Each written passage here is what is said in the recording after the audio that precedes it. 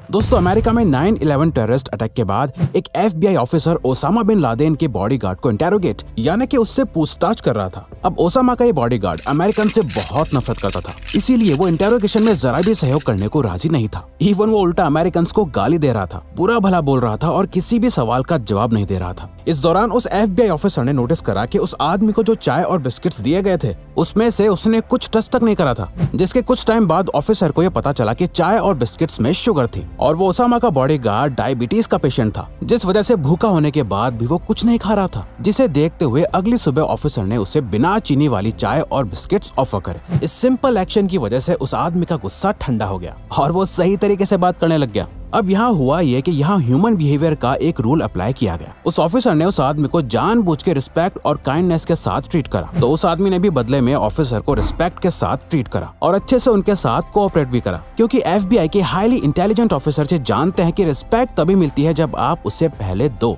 अब वैसे तो हर कोई चाहता है कि लोग उनकी रिस्पेक्ट करें। इसका एक सिंपल रूल यह है कि अगर आप लोगों की रिस्पेक्ट करोगे तो लोग भी बदले में आपकी रिस्पेक्ट करेंगे। लेकिन अगर फिर भी लोग रिस्पेक्ट ना करें तो क्या करें? इसीलिए हम आपको ऐसे 7 तरीके बताने वाले हैं जिन्हें सीखकर आप लोगों से अपनी रिस्पेक्ट करवा सकते हो। आप अपने आसपास के सभी लोगों की नजरों में रिस्पेक्ट अर्न कर सकते हो, क्योंकि रिस्पेक्ट सिर्फ मांगने से नहीं मिलती बल्कि रिस्पेक्ट कमानी पड़ती है। नंबर 1, से with your words, prove with your actions. एक बार एक इंटरव्यू में रतन टाटा से जब पूछा गया कि वो अंबानी की तरह दुनिया के टॉप रिचेस्ट लोगों के लिस्ट में क्यों नहीं है, तो बहुत ही हम्बल तरीके से उन्होंने जवाब देते हुए कहा कि अंबानी बिजनेसमैन है और हम टाटास इंडस्ट्रियलिस्ट हैं। हमारा एम है इस दुनिया को एक बेटर सोसाइटी बनाना, सिर्फ अपनी जेबें भरना नहीं। हम जिस दुनिया में रहते हैं इस पूरे वर्ल्ड को एक अच्छी जगह बनाना चाहते हैं, ना कि सिर्फ अपना घर बड़ा करना चाहते हैं। अब दोस्तों, अगर यही बात विजय माल्या बोल रहा होता तो आप अभी हंस रहे होते, पर क्योंकि रतन टाटा ने जो अपनी वैल्यू शेयर करी उसके पीछे उनके एक्शंस रिस्पॉन्सिबल है। टाटा एंड सन्स ने दुनिया भर में 4.5 लाख लोगों को एम्प्लॉयमेंट दिया है और ग्लोबल पेंडेमिक के दौरान उन्होंने 1500 करोड़ का डोनेशन करा था और इसी वजह से दुनिया भर में रतन टाटा जी की आज बहुत रिस्पेक्ट है, क्योंकि जो वो बोल रहे होते हैं वो उनके एक्शन से बहुत अच्छे से दिखाई भी देता है। लेकिन आज के वक्त में अधिकतर लोगों की बातें तो बड़ी बड़ी होती हैं, लेकिन उनके एक्शंस उनकी बातों के साथ मैच नहीं करते, तो उनकी फैमिली, फ्रेंड्स, पार्टनर या आसपास के लोग उनकी बातों की और उनकी रिस्पेक्ट नहीं करते। तो इसीलिए हमारे वर्ड्स और एक्शंस भी आपस में मैच करने चाहिए, जिससे आप ये प्रूव करो कि आप सिर्फ बातों से ही नहीं बल्कि रियलिटी में भी वही इंसान हो जैसे आप दुनिया को दिखा रहे हो, और आपकी इस क्वालिटी से लोग आपको रिस्पेक्ट जरूर करते हैं। Number 2, don't apologise when you don't have to. दोस्तों, अपनी गलती मानना, ये एक्सेप्ट करना कि आप गलत हो और आप अपने आप को बेटर बनाना चाहते हो, ये आपको एक रिस्पेक्टेड पर्सन बनाता है। पर अगर आप बार बार अपनी गलती मानते रहते हो, हर बार सॉरी बोलते रहते हो, तो इससे आप एक वीक पर्सन की तरह नजर आते हो जो हर बार कोई ना कोई मिस्टेक करता रहता है और अपनी मिस्टेक से सीखता भी नहीं। ऐसे लोग अपनी मिस्टेक पर तो सॉरी बोलते ही हैं, साथ ही जब उनकी कोई गलती भी नहीं होती पर सामने वाले के डर से या उन्हें अच्छा फील कराने के लिए भी लोग माफी मांगने लगते हैं और बात बात पर सॉरी बोलने लगते हैं। इससे सामने वाला भी उनके लिए रिस्पेक्ट खो देता है, क्योंकि वो हमेशा दूसरों को खुश करने में लगा रहता है और उनका खुद का कोई स्टैंड नहीं होता। इसीलिए चाहे कुछ भी हो जाए, इन 3 चीजों के लिए आपको कभी भी सॉरी नहीं बोलना चाहिए। पहला, जहां आपकी कोई गलती नहीं है। दूसरा, जहां आपका कोई कंट्रोल नहीं है। तीसरा और लास्ट, जो चीजें आपकी पर्सनैलिटी का पार्ट हैं जिन्हें आप बदल नहीं सकते और ना ही बदलना चाहते हो, क्योंकि वो आपको यूनिक बनाती हैं। ऐसी चीजों के लिए कभी भी सॉरी मत बोलो और लोग आपकी रिस्पेक्ट करने लगेंगे। नंबर 3, मेक योरसेल्फ ए प्रायोरिटी।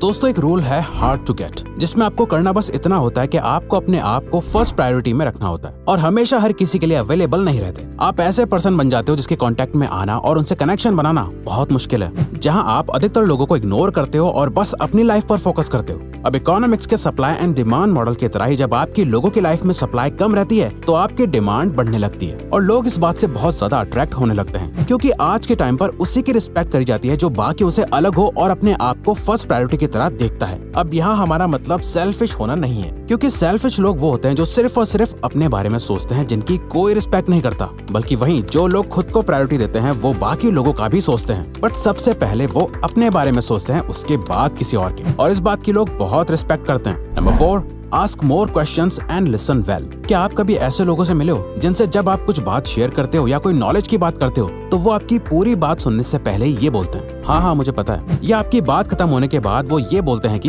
मुझे ये बात पहले से पता थी, और फिर अपने ही बारे में ब्रैग करने लगते हैं। बिना आपकी बात सुने वो ये दिखाते हैं कि कैसे उनको आपसे ज्यादा पता है। जब कोई आपके सामने ऐसा करता है तो आप इमीडिएटली उस पर्सन के लिए रिस्पेक्ट खो देते हो, क्योंकि साइकोलॉजिकली भी किसी को भी वो इंसान नहीं पसंद होता जो जानकर ये जता रहा होता है कि उसे सब कुछ पता है और सामने वाले को नीचे दिखा रहा होता है। हो सकता है किसी बात में आपको बहुत नॉलेज हो, बट कभी भी ये मत समझो कि आपके सामने जो आ रहा है उससे कुछ नहीं पता, बल्कि उसकी बातें सुनो। उसके व्यूज और आइडियाज की रिस्पेक्ट करने से, उनसे क्वेश्चंस पूछने से, उस टॉपिक के बारे में उनसे और जानने से एक तो आपकी नॉलेज बढ़ती है, और जब आप ऐसा शो करते हो कि आप सामने वाले से कुछ सीख रहे हो तो वो आपकी इस रियल, रिलेटेबल और हम्बल एटीट्यूड की रिस्पेक्ट भी करने लगता है। Number 5, treat other people the way they want to be treated rather than the way you want to be treated। अक्सर ऐसा कहा जाता है, treat others the way we want to be treated, यानी लोगों के साथ ऐसा व्यवहार करो जैसा आप चाहते हो कि लोग आपके साथ करें। पर इससे भी अच्छी एक अप्रोच है treat others the way they want to be treated rather than the way you want to be treated, यानी लोगों के साथ वैसा ही बिहेव करो जैसा वो चाहते हैं, ना कि सिर्फ जैसा आप चाहते हो।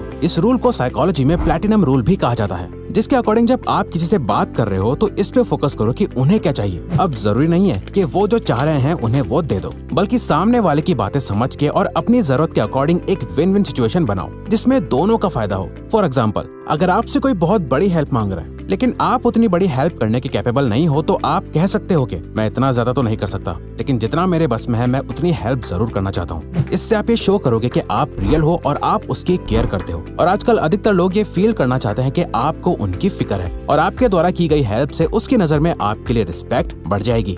Number 6, don't always be likeable, do what's right.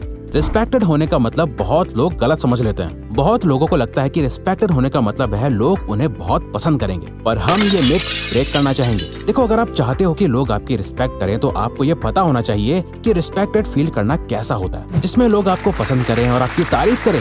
ये जरूरी नहीं। कई बार लोग आपको हेट करते हैं, आपसे जेलस फील करते हैं, पर फिर जब आप उनके सामने आते हो या उनसे बात करते हो तभी भी वो पर्सन आपकी रिस्पेक्ट करते हुए एक लिमिट में रहता है। आपके अच्छे नेचर और मैनर्स की वजह से हर किसी को लाइफ में कभी न कभी मुश्किल डिसीजंस लेने पड़ते हैं, जहाँ बाकी लोग हर्ट भी हो सकते हैं, उन्हें बुरा लगता है। पर अगर आप हिम्मत करके वो करते हो जो सही है, बेशक उसे सामने वाला थोड़े टाइम के लिए हर्ट क्यों ना हो जाए, पर टफ डिसीजन लेने वालों की सभी रिस्पेक्ट करते हैं। वो पर्सन आपसे दुखी हो सकता है, आप पर गुस्सा हो सकता है, पर आपके डिसीजन की रिस्पेक्ट जरूर करी जाती है। Number 7, practice self respect, know your individual rights. और आखिर में सबसे लास्ट और इम्पोर्टेंट पॉइंट है, खुद की रिस्पेक्ट करो तभी लोग आपकी रिस्पेक्ट करेंगे। दोस्तों, हमने पहले भी आपको कहा कि रिस्पेक्ट उसी को दी जाती है जो रिस्पेक्ट को डिजर्व करता है, उसके काबिल होता है। बट ये कैसे डिसाइड करा जाता है कि कौन फेक रिस्पेक्ट कमाना चाह रहा है और कौन एक्चुअल में रिस्पेक्ट डिजर्व करता है? वेल, इसका सीधा सीधा जवाब है, जिन लोगों की रिस्पेक्ट करी जाती है वो सभी खुद की बहुत ज्यादा रिस्पेक्ट करते हैं। उनका कॉन्फिडेंस, सेल्फ एस्टीम बहुत हाई होता है। वो जानते हैं कि वो क्या कर रहे हैं और क्यों कर रहे हैं। उनका अपने ऊपर बहुत हाई सेल्फ कंट्रोल होता है। उन्हें पता होता है कि उन्हें लाइफ में क्या चाहिए और क्या नहीं चाहिए।